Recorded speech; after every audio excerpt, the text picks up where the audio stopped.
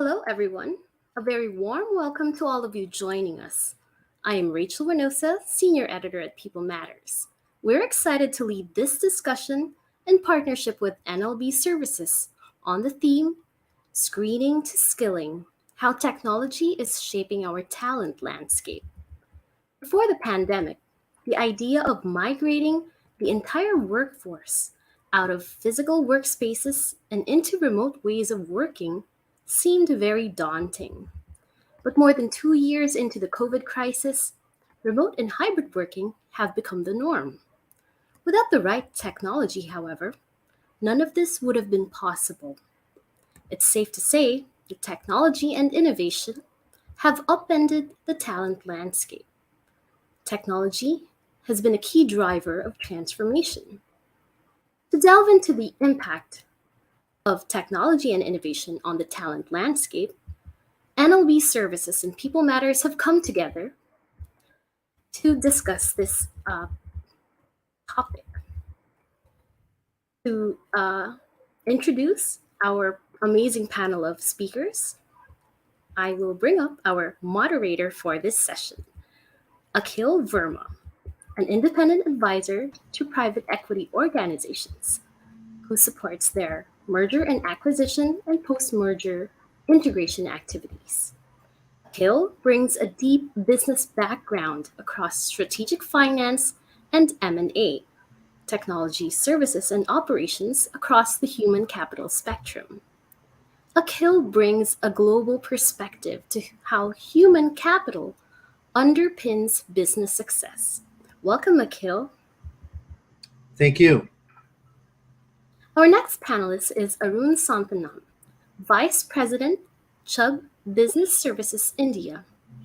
Arun has over 14 years of experience in business and knowledge process outsourcing, solutions design, operations, and client advocacy across industries. He is an expert in conceptualizing and implementing sustainable outsourcing partnerships and managing large teams with diverse skill sets. As a leader, Arun continues to garner respect for his ability to understand different processes, business models, and technology. Welcome, Arun. Thank you, Rachel. Our next panelist is Jennifer Henderson, Senior Vice President, Global Talent Acquisition, NTT Data Services. Jennifer oversees hiring programs for seasoned and emerging talent. She has more than 2 decades of experience in developing recruitment and workforce planning strategies and is passionate about cultivating a strong team that provides growth opportunities across the organization. Welcome, Jennifer. Our next panelist is Kenneth Vaughn, Human Resources Director, Barista. Kenneth is enthusiastic about building bridges that allow people and companies to align and achieve their goals.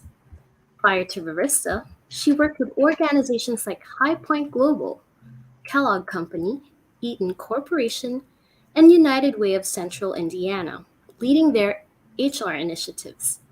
She has a track record in creating cultures of collaboration and implementing change to achieve workforce excellence. Welcome, Kenneth. It's great to have you here. Thank you, Rachel. Great to be here. Our next panelist is Lopamudra Pradhan, Vice President and Head of Human Resources, Apex Financial. Lopamudra has played a pivotal role in distinguished companies such as ICICI Bank, Kafin Technologies, and Maintech Technologies. She has worked extensively on strategic business initiatives for organizational enhancement. She is an experienced professional of more than 14 years and has worked in areas of critical importance, such as compliance and skills coaching. She is a firm believer that businesses don't create value, but people do. She is dedicated to working towards building people-led organizations. Hello to Lopamudra. Welcome to the panel. Hey, hi, Rachel. Thank you so much for introducing me, and really apologies to the entire team out here. I had some technical challenges because of which I could not join earlier. My sincere apologies. No Uh, problem. s- okay, all right. So just wanted to wish everybody a very good evening. It has really been a great pleasure to be a part of this panel of NLB, and I hope and trust that all is well with you all. And I just wanted to touch on the topic of AI in the sense it has always been a topic of debate when it comes to artificial intelligence, whether it's a boon or a curse to HRM. Well, considering that we are in the times of gray where everything is neither black nor white, I guess we would need to take this in the same light as well. The sole agenda of having artificial intelligence is automate our existing processes, and which in fact would reduce the possibility of human error. This will indeed enhance the HR employee as well as the candidate's experience when it comes to hire to retire cycle. I'm sure all of us would agree to that. The idea here is to streamline all the repetitive tasks through artificial intelligence so that human workers can be able to focus more on working on value adding work. While I understand that this would definitely cut down the manpower needs that a company might have, but since the whole world is moving towards digitalization, with technology becoming one of the principal key ingredient at every step, this cut this cut down is absolutely inevitable. Simply to put together, artificial intelligence would allow organizations to make better decisions, improving the core business processes by increasing both the speed and accuracy of the strategic decision making processes. And uh, just taking it forward, I think in the next few years, finding the top talent will depend on how a recruiter intelligently automates the workflow and unearths insights into the talent pool. Yep. Through this technology, you will be able to design a process of which would automate the mundane and repetitive tasks. And if I have to quote an example out here now, machine learning to auto screen and resumes or conduct sentiment analysis on job description to identify potentially a biased language. Yep. So, Aloha. Um, sorry. yep. So thank you for the preview to our discussion. I will bring into our panel as well a few more, two more of our colleagues, if that's okay. Yeah, yeah, of course. Yep. Thank you for the preview of the discussion. Our next panelist is Rajesh Narayan, SVP, India Business of Afine.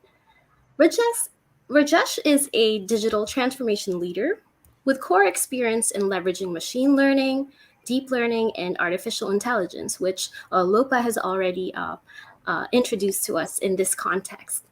Uh, Rajesh has also set up practices for Fortune 500 clients. Over the course of his career, he has managed several large campaigns and has been one of the key stakeholders in the brand launches of Tata Indicom Broadband, Zest, and Mom and Me, both Mahindra initiatives. He has hands on experience in establishing and managing new brands and delivering market impact. So let's bring in Rajesh. Hello. Hey, hi. Thank you very much, Rachel. Looking forward to a good discussion with everybody today. Uh, we also have with us Varun Sachdeva, APAC Recruitment and Business Leader, NLB Services. Varun is a talent acquisition leader and human capital expert with extensive global experience in building strong employer brands and attracting top talent. As the founder and leader of high performing recruitment delivery teams across North America, Europe, APAC, and India, Varun has led workforce management and RPO initiatives by hiring over 10,000 professionals each year and managing operations worth up to $50 million. Welcome, Varun. It is great to have you here. Thank you, Rachel. Now, before we move on to the discussion, a quick note to our attendees. Keep up the momentum of our conversation with questions that you can post in the chat box. We will bring them up during the Q&A. So now I will hand over the floor to Akhil, our moderator. Akhil, over to you. Thank you, Rachel. I truly appreciate the introductions, and I'm very much looking forward to this conversation. Um, just going around the room and understanding the backgrounds of all of our wonderful panelists, as well as the many people who are in attendance. I couldn't help but think of not technology for now, but just the broad diversity on so many levels that this panel represents, right? We have diversity not only in terms of gender, in terms of our personal profiles, but also in terms of the industries that we represent today, right? We've got Arun, who represents the insurance space. We have Jennifer, who represents the large global tech services, space. We've got Kaneet, who really represents healthcare, life sciences services. Lopa, part of Apex, you represent financial services in so many ways. And Rajesh, from your perspective, you have a little bit of a unique perspective in terms of coming in from the business side around technology transformation consulting, and I look forward to kind of your comments as we move forward. Besides that, it strikes me that we have representatives from two of the largest democracies in the world, as also two of the biggest markets for talent that coexist and feed off of each other, right?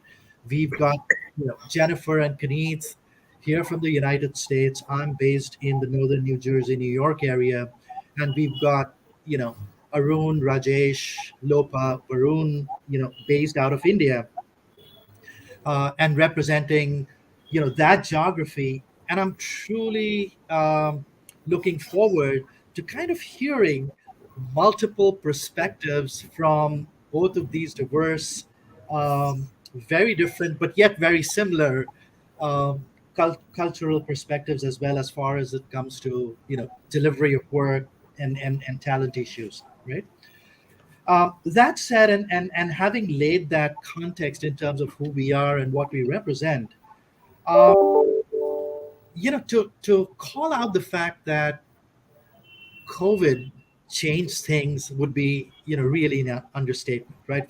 We are all living through um, what that earthquake event represented for all of our companies, for our industries, for our geographies, the world even, and how that accelerated so many elements associated with technology, how we manage our companies, how we move from office-based work to remote work, and then everything that has fostered in terms of talent acquisition, in terms of growth, in terms of retention, and then of course, the anchor elements of this particular conversation, uh, skilling and screening, right?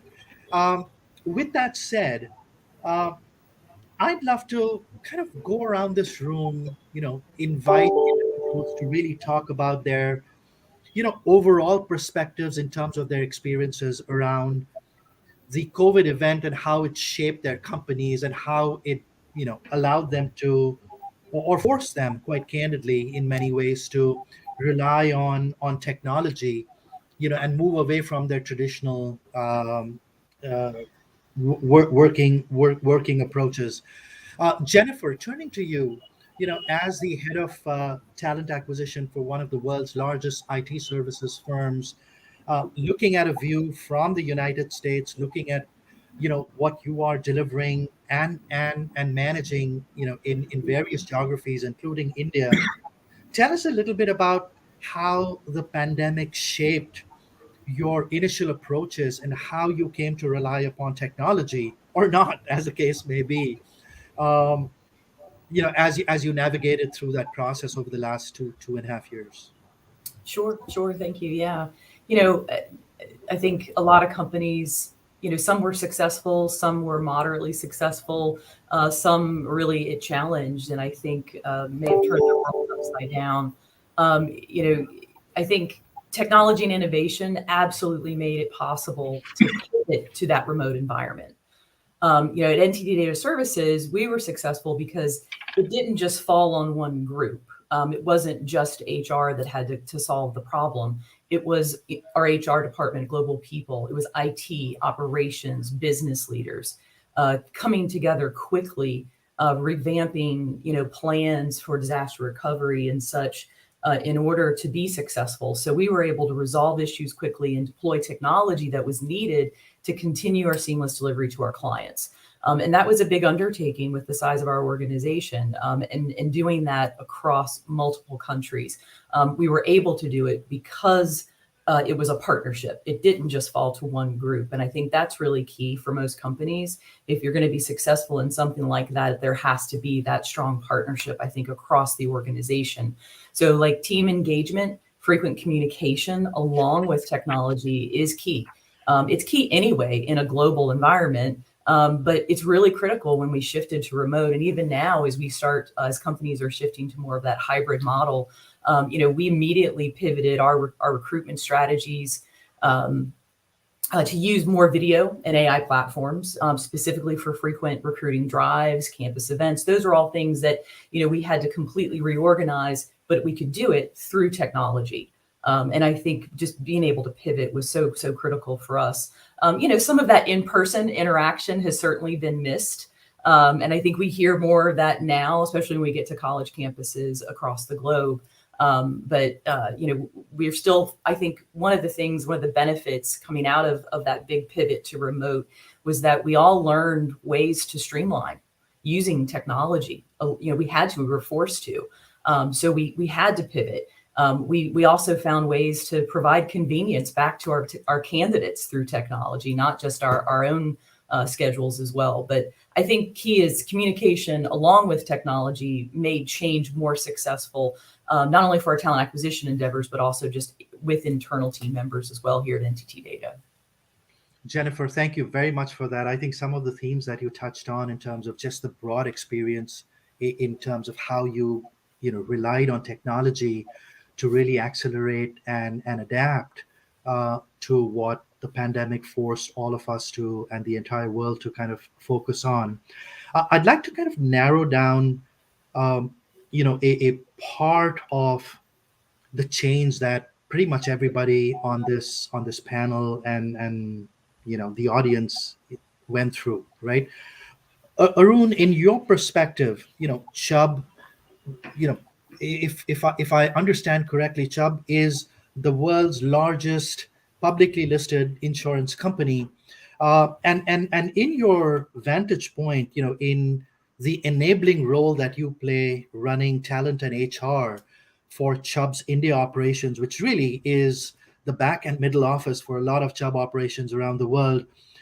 Tell us a little bit about, as you look at screening, particularly as you think about talent acquisition in that particular geography. Give us your thoughts in terms of how you've pivoted to focusing on screening capabilities, screening technologies. What are the enhancements that you've kind of worked with, and some experiences in terms of how you've optimized that? Sure, Akhil. Thank you so much for the context there, and taking cues from Jennifer's comments. Interestingly, we've had a very interesting experience post-COVID, right? Because we set up the India captive operations as Center for Excellence in Technology and Analytics soon after the COVID actually hit us, right? So in 2020 is when we started scaling up, ramping up. So for us, everything was around screening, and it's very typical for me because I'm pretty much sharing my experiences now. I'd basically put this into three broad buckets, right? One is, in terms of understanding the profiles and being able to match those profiles with internal job description, job requirements. The second piece is the market kind of exploded the second half of 2021, when candidates were literally looking for jobs. There were too many requirements in the space of analytics and technology. So we wanted to find a way in which we could quickly identify smart talent, right? So in a virtual way. And then the third piece is managing the life cycle of interactions that we have with the candidates during the screening process. So I'd like to break it down into three pointers. So one of the things that's interesting, and we've been grappling with some of these as ideas, and some we've actually put into production implementation. So one idea that we played around with was, can we automate or use machines as a means to, match profiles or identify profiles that are relevant to the job that we have in context. So we were looking at predefined, queries or filters based on the job needs, and we were also using natural language processing to be able to match resumes to the requirements that we have. We've gradually been able to build on that, and we're trying to, obviously build a model approach or a machine approach to be able to source profiles with minimal human intervention, right? So that's something that we've been trying to experiment and play around with. And again, we can extend on that, right? The market's going in a direction where there's a high degree of usage of external data as well that's happening. So we think that could augment the screening process. So that's one interesting area that we've been playing around, grappling with the idea. And the other thing is conducting assessments. There are a number of well-defined platforms that are available today for you to be able to conduct assessments. For tech specifically, we've been looking at HackerRank, Codility. I can share a few names. And in the data science space, data engineering space, there aren't too many tools available, but we have identified certain niche tools. One such example is datascholar.io, and where we are using machine-based flexibility to evaluate candidates. So I think those are some interesting ideas. And we also try to use bots to run some baseline assessment. We are using robotics process automation in those areas to be able to filter candidates. So on the whole, the candidate assessment process has changed before and after COVID. We're doing quite a bit of that very recently, right? So other piece I would say is the connects that we are having with employees. So typically, there's always a human in the loop, and there's an explosion of talent requirements. So what's happened is our recruiters will also have to channelize that energy. So what we're trying to do is we're trying to build scripts and automated emails, alerts that can go out to candidates. And by that way, we can then utilize our recruiters' time in effectively trying to convert some of these passive candidates to active job seekers. So those are some examples that we have undertaken on the skilling side, but I'm more than happy to share any other perspective that you feel necessary for this context. Arun, thank you for that comment. And that's kind of pretty impressive. Hold those thoughts. We'll come back to you, and I'm sure the other panelists will also have questions, because it seems to us, just based on your comments, that you've been pretty much at the vanguard of jumping on kind of technology tools and capabilities to really look at the screening process, to look at assessments, and we'll talk about kind of ongoing employee engagement soon as well. Rajesh, turning to you, right? You are in a unique situation in the sense that you come from the business side of the house, and in many ways, given your role with Affine in terms of building your consulting capabilities around digital transformation for your global clients, you tend to be I guess, a customer, right, of many of the panelists in their roles as talent and HR leaders, as well as many of the attendees on this webinar. Uh, Given the fact that you are at the vanguard of consulting with many of your global clients on their digital transformation journeys, right? Tell us a little bit about your experiences both on the screening and the skilling sides, right? Utilizing technology and how you actually think about technology in those dimensions, particularly in the context of AI, which your firm does so well. Yeah, thanks, Anil. Thanks, Akhil. I actually start off from where Arun left off, because I think, as you rightly pointed, we as an organization, or the stream that I represent, basically starts off from where the entire screening, etc., is done. we faced pretty much the same challenge that Arun spoke about, and we have used technology platforms to both screen profiles from NLP is one of the things that we've used to go ahead and figure out the right kind of tool sets that a person is working on with respect to the kind of needs that we have from our consumers, from the projects that we work with. One of the key aspects that has happened while trying to do this is the human element has kind of diminished in this entire let's say transaction of focusing on the person. The reason for that being that nobody is talking to a candidate anymore. It's like a bot, as you rightly said, Arun, is doing the initial screening for you, and you end up getting a person who's probably technically perfect from the profile perspective.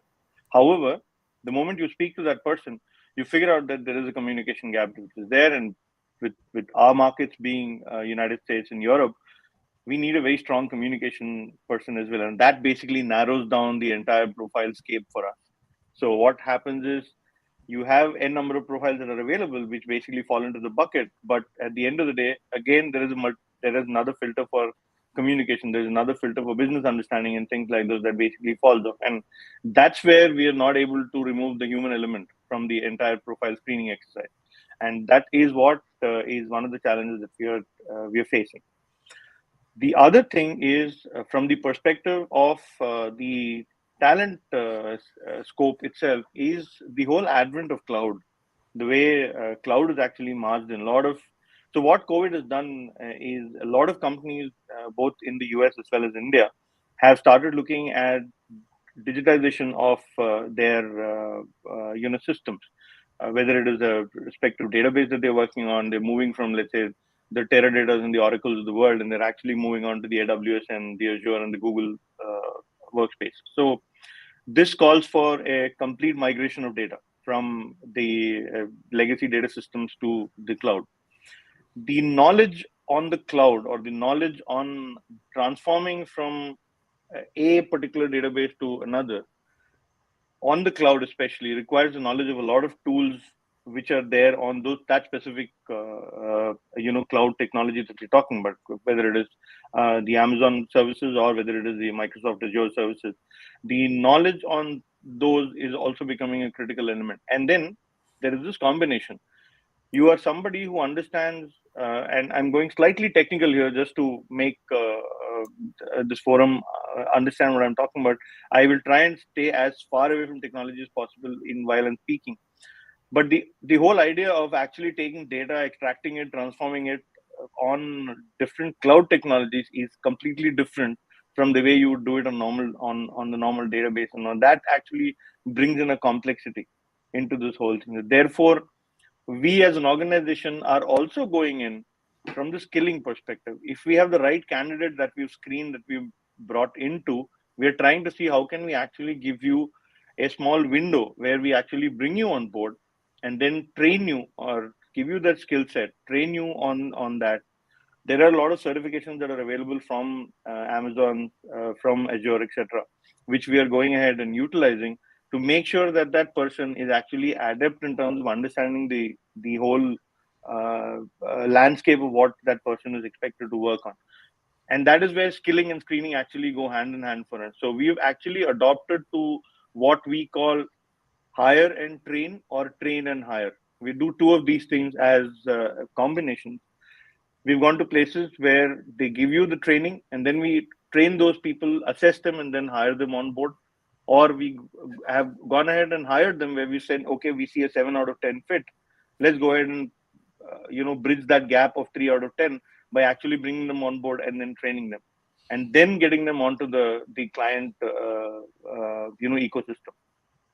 And our clients, given that we are in a space where suddenly the requirement is kind of shot through the system, they suddenly 10 times, 15 times the requirement that is actually there in terms of clients wanting to migrate, clients wanting to digitize themselves. Clients are also a little patient in terms of, okay, I don't mind getting somebody or a team in place over a period of time. So that basically is also helping us, because it is something that we all have to address together. because there is only a certain amount of, the creme de la creme is becoming smaller and smaller. So we are facing an issue with that ourselves. Understood. Thank you, Rajesh. I think you touched on at least 5 or 6 different themes that were pretty interesting, and I'll try and get at least a couple of the major ones covered around kind of the skilling piece. The one underlying theme that came up, or two rather, that resonated. One was kind of the allusion to the human touch, right? In your comments as you started, one of the things that I heard was kind of the human intervention, right? And kind of being connected with the technology, but not losing that capability as well, and that being an integral part. Kaneet, I know you have a passion for that dimension. I know in prior conversations we've had, we briefly touched upon the topic of what technology enables, but the need to continue and ensure that human touch remains. Tell us a little bit about your experiences and your thoughts on that dimension. Thank you, Akhil. I think the panel has been very interesting because I've been recognizing the differences in the different countries and the regulations and how they bring people into their companies. And so my experience has been that the AI and the tools that we're using here in the United States has really helped support bringing people into the system, from resumes and the way people apply their resumes, and the ones that get screened out by my system, which ones I should pursue, is very important. But what we try to do is make sure we don't lose that human touch. And Rajesh talked about the fact that communications is really important, and reaching out to those folks, having a conversation with them, because we do here at Verista, we send our employees out to client sites, so they're going to be working with clients. So that communication piece is going to be really important. And when I came to Verista, I started in COVID. So I came to this company when there was no one working here on site. Everybody was working from home, so it was all remote, sending in an application and then having a conversation with the person. So I didn't get a chance to meet a lot of people, but this company was very much able to pivot and be prepared to work in a remote environment. And one of the things that we find is really important is making sure we have that connection, because our people out on the client side is the face of Verista. And so the tools that we bring in, whether you are a new grad, whether you are a seasoned professional out there, we make sure we are able to capture that experience. We're not as sophisticated as Rajesh talked about with the assessments yet, but that's our next level where we're going. So right now we do rely a lot on that communication, that interaction, and that interviewing process. But that would be our next step in our journey. But so far we start off with the ATS system, the AI there, and then screening the candidates. And then once we have those, we still have the human touch, because we pick up a lot of things in the interview process that don't necessarily translate well on a resume. Because we're really searching for the why and making sure it's a really good fit for Verista and for the candidate. Wonderful, Kenny. Thank you. Thank you very much for that. And I'll come back to you because, Verista in particular has been an organization which has been at the heart of this entire COVID response. As a preeminent company, in fact, probably one of the nation's largest companies supporting the pharma and life sciences space, you have worked with every single one of the major vaccine developers and supported their scale up on manufacturing capabilities. So I'll come back to you on some questions shortly. Lopa, from your perspective, in India, looking at financial services, right? Tell us a little bit about what has been your experience, particularly as you've looked at screening in particular, as you have gone through your talent acquisition processes. Hey, hi, thanks, Akhil, and my sincere apologies to everybody because of a technical issue. My camera, I can't switch on my camera, so sincere apologies to the entire crowd at here. So Akhil, this actually has been interesting in my company as well, and particularly because of the pandemic times. That's because when we all started working in isolation, and especially when we could not meet the candidates face to face, and having them organized over the on virtual mode, I think AI has really helped us out to streamline all the entire process. Now, I just wanted to say that the main goal of any HR is to help the fellow employees and make the process as smooth as possible and as seamless as possible. So, keeping that agenda in the mind, I think the AI that we have been using in our organization has been able to streamline all the entire process, starting from hire to retire cycle, and cut down all the mundane tasks, the repetitive works, and concentrate more on the uh, human aspect. I mean, to say, value addition of work, what we rightly say. And that has been one of the main ingredients also how we have been able to make our organization and employee branding efficient as well. So I think starting from screening, and of course, sometimes it so happened.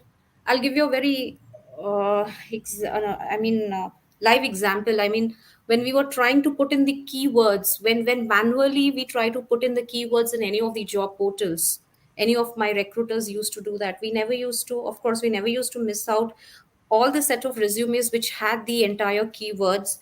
But with artificial intelligence, now, for example, if you are looking out for talent acquisition and anybody has highlighted recruitment, we definitely tend to miss out those set of resumes.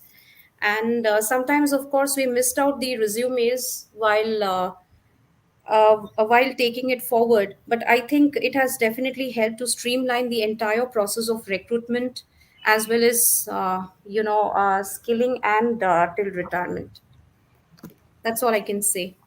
Wonderful, Lopa. Thank you so much. I appreciate your comments. And no need to apologize about your camera. We understand, when talking about technology sometimes fails us. So, that's par for the course. Um, but that kind of, leads me to, Varun, you are in a vantage point where you are a service provider, right? You are partnering very actively with everyone on this panel in terms of enabling particularly hiring at volumes. You are right at the you know apex, if you will. I to really talk about how you see the talent gap, right? And what are the tools that you as a service provider are using to augment, support all of your clients, uh, you know, pretty much across the world. Right. So, Akhil, as a digital talent solution organization, what we have done, we have made the entire recruitment ecosystem, the combination of technology and human intelligence. And what you mentioned about talent shortage, talent crunch, that's actually a reality and it's a global challenge. So basically, as an organization, what we have done is we have followed an omni-channel approach to basically ensure that it comprises of multiple factors. The first factor is building proactive, vetted talent communities, wherein we are not going to the talent when the opportunity is available with us, but we are proactively reaching out to them to understand their skills, their motivating factors to look out for a change, and building a sort of a community where we keep on understanding and engaging with them so that we can match them to the right opportunities with our clients. That's the first thing we have done. Second thing is, to address the talent crunch in the market, we have, deployed a model which is hire, train, and deploy, wherein we hire resources in volume, take them through a structured training program, evaluate them consistently, and ensure that, they are ready to be deployed with our customers, over a period of time. So that's the second approach, which we have taken, as an organization to bridge the gap what the industry is facing. Also, when we talk about talent assessment. So we have built a platform through which we can effectively understand the skills of a candidate. So basically, if we look at the overall recruitment ecosystem, there are three major challenges today. One is speed to hire, the second one is quality, the third one is engagement. So as an organization, we have developed a platform wherein we can assess the skills of a candidate, ensure that we understand their gaps, and to the quality talent, we match them to the right opportunities with the customer. And the engagement factor, where we are proactively engaging with them, basically helps us in ensuring that our clients are able to get the right talent what they are looking for. So with the combination of all these models, we have been able to solve the talent crunch problem what the industry has been facing. Varun, thank you for that. I know there's a lot to unpack in what you said, including talking about your tools that you've developed. I'll come back to that in just a minute. But Jennifer, turning to you, right? When you kind of talked a little bit about uh, your opening remarks, one of the things that you talked about was team engagement, right, and the importance of that. Um, I think team engagement, when I think about that, has radiates out into so many elements, right? It radiates out into effective onboarding. It radiates out into conversations and communications in terms of how you look at skilling and upskilling. But I think the elephant in the room here is the entire retention, aspect, right? Every single company around the world, whether it's in the United States, in Europe, in India, is facing that as a central problem. I'd love to hear your views on how are you thinking about retention? How do technologies associated with skilling and upskilling kind of play into that?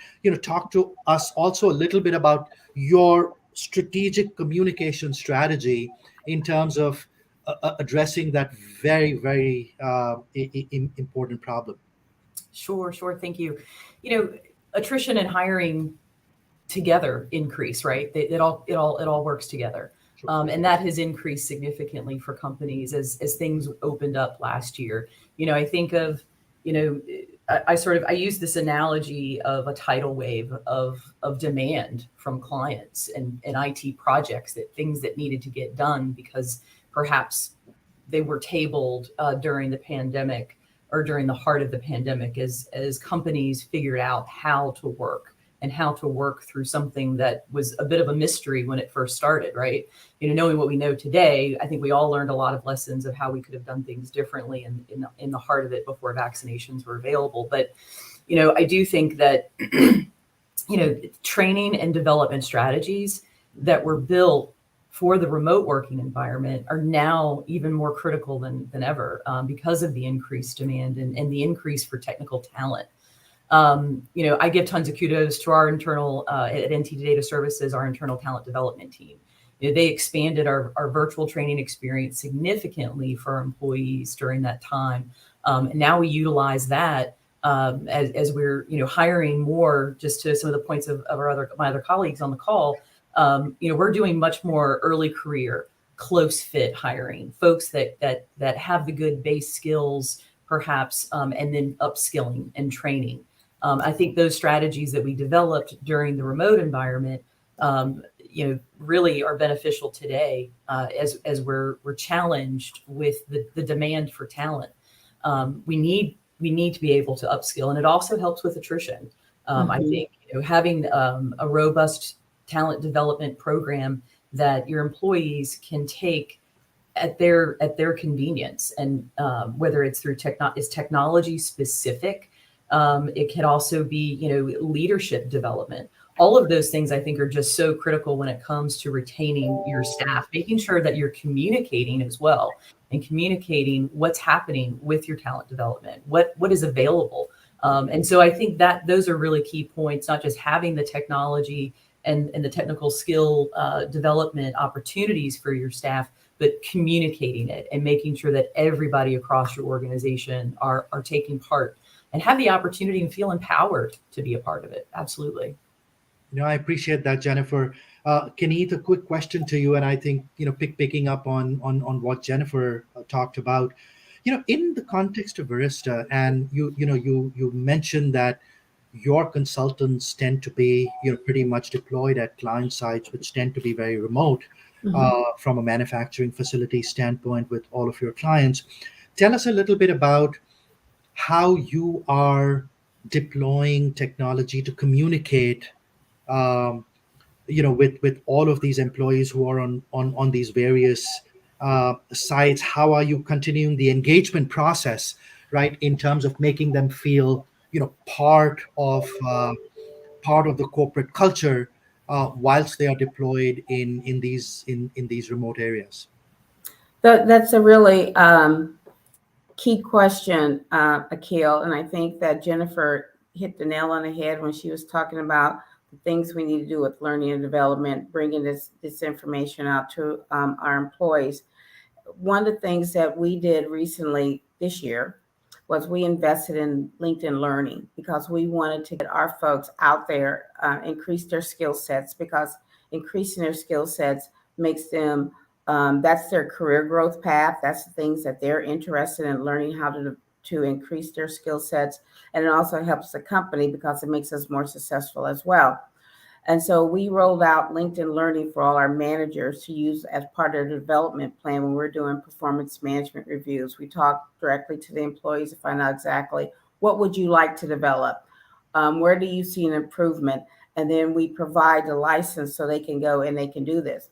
And what was really interesting was the fact that we had a number of our people before we even bought or invested in LinkedIn Learning. We had a number of people going out on their own to buy their own licenses. So they were really pleased once the company picked up this investment and were able to roll it out to them.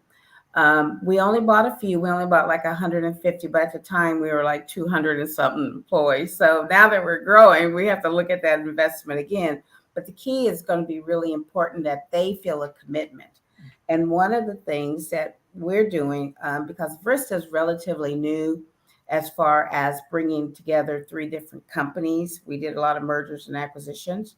So what we're doing is developing our leadership development program all over again, because we do want to start to grow our talent within and make sure that our management people are indeed ready for those next roles when they're coming. So I can't say enough about the emphasis on training, on development.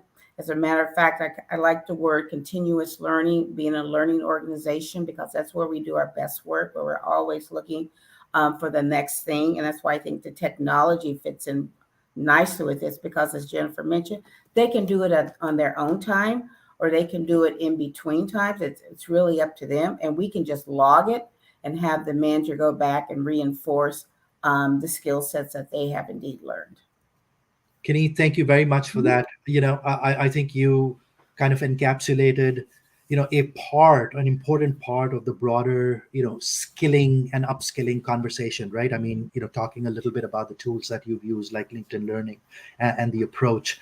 Arun, in the India context, right, for a giant global insurance company like Chubb, and having started your captive center in India, in the midst of COVID. Tell us a little bit specifically about how you've scaled up your skilling capabilities, in the geography that you're in. No, sure, Akhil. Thanks for asking. Again, I'd like to put it in 3 points. I don't know what's with 3 points, but yeah, this is another one where we have 3 points. So one is learning per se, what we have been doing. Then the second piece is practical exposure, because what you learn, you need an opportunity to experiment and play around with. And then the third piece is culture, right? I think creating a climate of, development, right? So in terms of upskilling, one of the trends that we have noticed is gone are the days where you have classroom traditional trainings which run for a longer duration of time.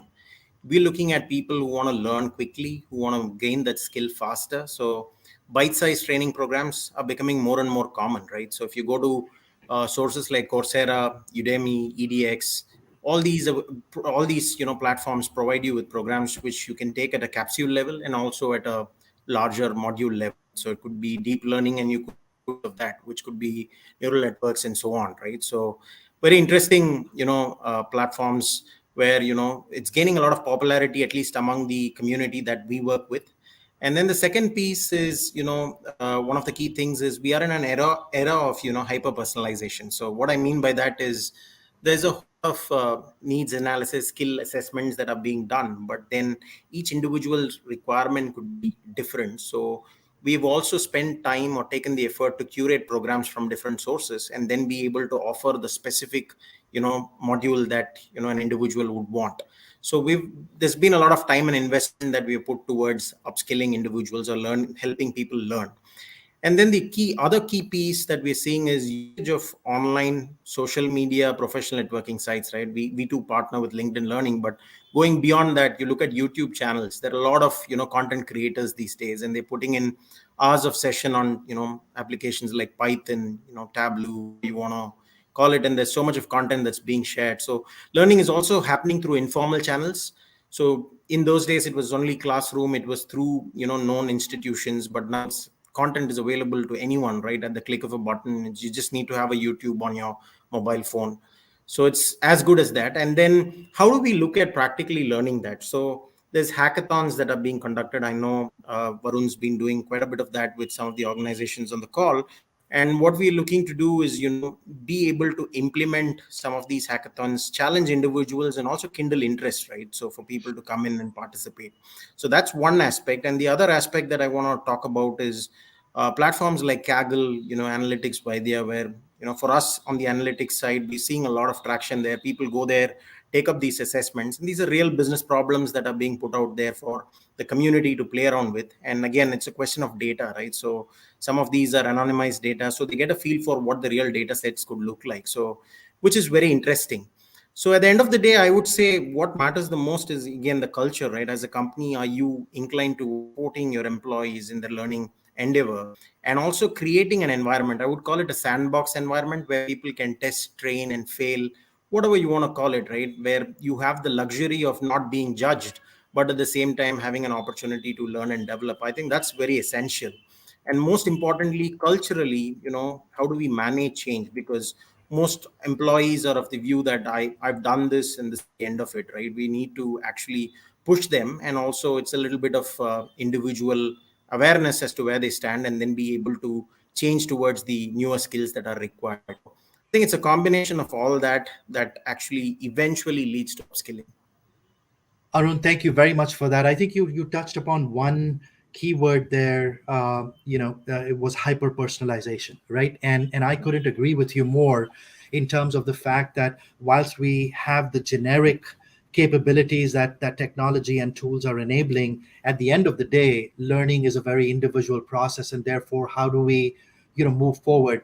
Rajesh, I had a question for you in that specific context, right? As a provider of digital transformation, and particularly centered around AI and capabilities, right? Uh, Talk to us a little bit about how your organization has kind of invested in those very specific learning interventions, that go into skilling, right? So that you and your employees become more effective for the work that you deliver to your end clients. Yeah. To begin with, we have an in-house learning management portal that we've created. As Arun rightly pointed out, there's a lot of videos that are available today for in YouTube and other such platforms, which are there. So what we've done is we've actually given access to our folks right through our portal to actually go ahead and access these videos. One additional element that we've brought into our learning, let's say learning thoughts and ideas, is about the employees' aspirations as well. What happens when you're actually working with a bunch of employees? This whole ecosystem of machine learning, deep learning, AI, and things like those are very, let's say, compartmentalized. It's not something that everybody is interested in. For example, deep level of coding in terms of creating, deep learning based models and things like those is not something that somebody who's like a machine learning person wants to do. Similarly, a machine learning modeling person may not necessarily be interested in doing machine learning engineering, which is basically operationalizing the models and automating them, etc. Now, therefore, we've actually also taken into consideration the aspirations of our employees. There are a lot of them who have come from core data engineering background, but are now starting to show interest in the data science regimen in terms of understanding data science itself. That does have an impact on whether a person is interested in a particular project that he or she is working on. It has an impact on how motivated they are in that particular project. And all of these, in one way or the other, finally move into the employee engagement piece. So we've kind of invested in terms of understanding what our employees want. The other thing, as an organization that we've invested, what we understood is that this set of people, because the average age of our organization is much younger, given that we have a lot of young folks who work, we've actually extended the remote working hours for almost 2 more years. We said you can go ahead and work from wherever you feel like. To top it, just to add a little bit of fun on the side, we've actually run a contest kind of thing internally, saying that, okay, the best picture of showing the most exotic locations that you're working from would win you an award and things like those. So we actually just turned that into a so it's quite interesting. I mean, people are sitting in the beaches of Goa and working. There are people who are actually in Leh Ladakh, and you're working out of there. I'm very proud to say this, but despite all these, in the last 2 years that we've started working from this thing, our customer escalations are lower than those times when we are actually sitting and working in the office. While you've gone ahead and given them the freedom to go and work from wherever they felt like, they've also taken it very responsibly. I think each one of the employees, kudos to them. They've taken that responsibility up. They've made sure that none of their deliverables are being let up, and they're actually present for each one of those, client requirements, etc. We work from some fairly remote locations as well, because some of our folks come from places where there's not great internet connectivity available and stuff like this, but they've made sure that none of those have impacted. We've also supported them in that endeavor. From a learning perspective, upskilling is something that is very critical for them from a career growth perspective within a firm. So there is an investment that has gone into that as well. We've gotten external trainers who be mentors rather than trainers. As Arun rightly pointed out, gone are the classroom sessions, gone are the times when there is a trainer standing in front of you. So we're now motivating people to individually train themselves. And there is always somebody who is willing to spend an hour, let's say a week, in terms of clearing doubts and things like this. So we're also encouraging that entire individual, self-learning kind of thing within the organization. That's what is keeping the engine chugging along. Got it. No, Rajesh, thank you very much. I truly appreciate that. Varun, I had a question for you, and that is, when I kind of parse a lot of the comments that all the panelists have made, right? The one thing that pops up in my mind is, as we go through these aspects of talent acquisition, of engaging with them, of working with them on their on learning strategies, on skilling and upskilling, right? Perhaps a digression or a tangential is, I've often heard this issue that people don't focus on candidate experience, right, through the entire process, or the employee experience. As an external service provider, tell us a little bit about, what is it that you folks do, and how you advise your clients on what I would call kind of the recruitment process experience, right? Would love to hear your thoughts. Absolutely. So, very valid point what Rajesh and Arun mentioned, that to basically tackle a problem, we need to understand what employees today are prioritizing. They're looking for flexibility. They're looking for engaged workplace. They're looking for a healthy environment where there is no mental stress. Nobody is actually touching their sensitivities, and there is a continuous learning and growth for the employees. Similarly, when it comes to candidates, that's exactly what we focus on. We understand what are the factors for employees to move out or to look out for a change when they are in the market, and then we ensure that we educate our clients with the market intelligence as well, so that they can take informed and calculative decisions while bringing someone on board for their organization. Because now it is a talent driven market. We are in a world where there is a growth around us, and there is a demand and supply challenge. So to ensure that organizations are able to meet and hire the right talent for their organization, they have to develop and define the policies what basically can take care of the needs what the employees or candidates would have from them. That's how, as an organization, we ensure that we act as a right bridge between the talent pool available in the market and the expectation of the employers. Wonderful, Varun. Thank you very much. I know we are coming up to time, so I think we've got a time maybe perhaps for one comment.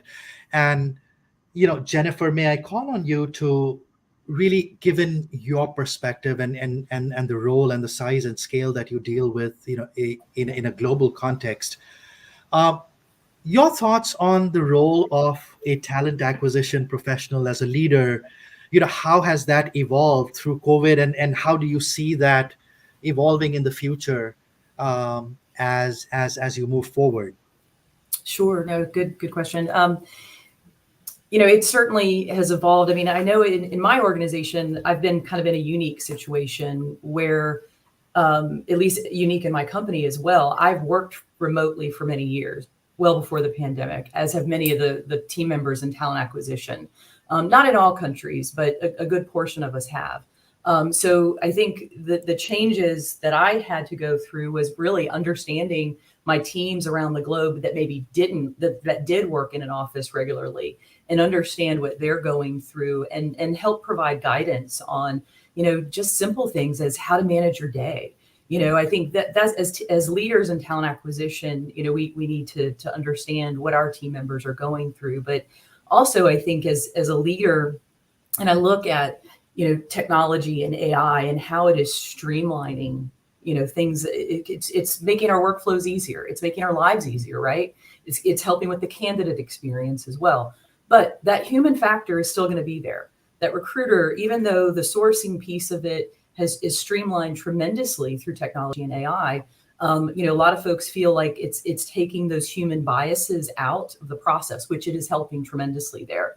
But there is still that human factor. And so I think as a leader in talent acquisition, we need to ensure that we instill good values in our teams, in addition to technology helping to cut out those biases. And so I would encourage every TA leader, TA professionals around the globe, if your company offers things like employee resource groups, make sure that your teams are a part of that. I think knowledge it drives everything. Technology, data drives everything, and so we as leaders need to embrace it. But we can't lose that human factor where we need it to screen those client-facing skills that we need. Jennifer, thank you very much. We are at time. Kaneet, I know you had something on your mind that you wanted to share. Please go ahead. You're on mute. I just wanted to thank everybody for this panel today. I've learned quite a bit, and I think this is a great way to spend the National Technology Day for India, because I understand this is a great holiday for you guys. So thank you all for allowing me to join this talented group of panelists. Thank you. Kaneet, thank you so much. I think we barely we haven't even scratched the surface. I think we're still at the introductions and kind of articulating some very high level thought. We could probably talk about this all day and do this over five other panel discussions. But look, I've enjoyed this conversation tremendously. I hope our audience has as well. Certainly, I know I have learned so very much just in these past 55 minutes that we've been talking. But I think the one theme in my mind, if I were to distill pretty much everything that comes, technology is a great enabler, but at the end of the day, the human connect, the intervention, the maturity and the understanding that all of us bring to the table in terms of how to engage with our employee ecosystems, how to work with them, how to manage retention. I think those capabilities come through experience, through cross learning, through conversations like these. And I know for a fact that it's going to be a long time before all of us are replaced by robots, right? So technology is always a great enabler, but it's almost never the sole solution to everything. With that said, Rachel, I will turn this over to you to conclude, and thank you again for the opportunity to host and moderate this wonderful panel. Thank you, Akhil. Thank you, everyone, for your insights. At this point, we would like to thank our partner for this session, NLB Services. NLB Services is one of the fastest growing transformational workforce solution providers headquartered in Atlanta, powered by the largest organic talent supplementation engine, strong digital capabilities, and an 8,000 plus strong team. NLB Services helps global enterprises reimagine their business to thrive in the digital age. For more details, you can visit their website at nlbservices.com. A big thank you to all our attendees. With that, we now wrap up today's session. Don't forget to provide your feedback in the survey link in the chat section because your input matters. Stay tuned for many more such exciting conversations. This has been Rachel Reynosa. Thank you and stay safe, everyone. Goodbye. Thank you. Thank you.